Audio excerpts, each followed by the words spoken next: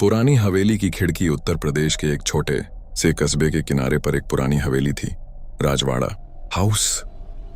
लोग कहते थे कि उस हवेली में कोई आत्मा रहती है जो रात के समय खिड़की से बाहर झांकती है।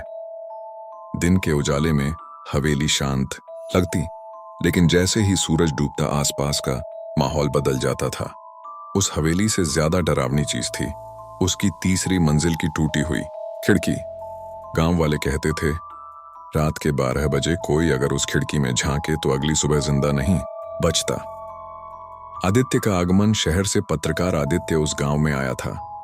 उसका मकसद था हवेली के पीछे का सच जानना। वह अलौकिक चीजों पर विश्वास नहीं करता था और सबूत ढूंढना उसका पेशा था। गांव के लोगों ने उसे चेतावनी दी, साहब, रात में हवेली मत जाना। पिछले साल भी एक लड़का गया था, बस नाम रह गया उसका। लेकिन आदित्य हंसते हुए बोला, भूत प्रेत कहानियां बच्चों को डराने के लिए होती हैं। पहली रात आदित्य अपने कैमरे, टॉर्च और नोटबुक के साथ हवेली पहुंचा। चारों ओर सन्नाटा था। हवेली के अंदर कदम रखते ही उसे एक अजीब सी ठंड महसूस हुई, जैसे हवा रुक गई हो। दीवारों पर जाले, टूटी तस्वीर, पुराने फर्नीचर पड़े थे। उसने कैमरा चाल किया और रिकॉर्डिंग शुरू की। रात के 12 बजने में 5 मिनट बाकी थे। वह तीसरी मंजिल की सीढ़ियां चढ़ने लगा। सीढ़ियों पर हर कदम की आवाज गूंज रही थी, ठक ठक ठक। ऊपर पहुंचते ही उसने देखा, टूटी हुई खिड़की से हल्की रोशनी झलक रही थी। अरे, ये कैसे संभव है? बिजली तो यहां सालों से नहीं है, उसने बुदबुदाया। वह धीरे धीरे खिड़की के पास पहुंचा और जैसे ही झांकने लगा, पीछे से किसी ने उसका नाम पुकारा, आदित्य। वह झटके से पलटा। पीछे कोई नहीं था। दिल जोर से धड़कने लगा।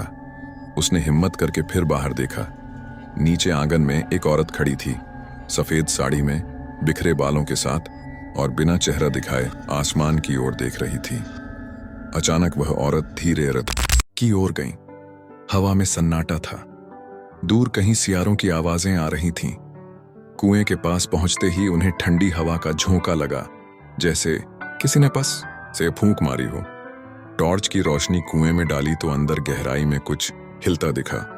फिर एक मीठी सी आवाज आती आई, सौम्या, तुम बच्चों को ढूंढ रही हो ना?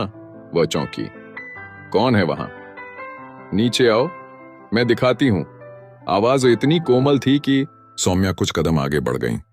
लेकिन अचानक कुएं के किनारे पड़ा एक पुराना पत्थर हिला और कोई हाथ बाहर निकला। लंबी उंगलियां, सड़ी हुई त्वचा और गीले बालों से ढका चेहरा। आखिरी घटना, अगले दिन नीलम ने गांव छोड़ दिया और तब से गांव वालों ने स्कूल और उस रास्ते को बंद कर दिया।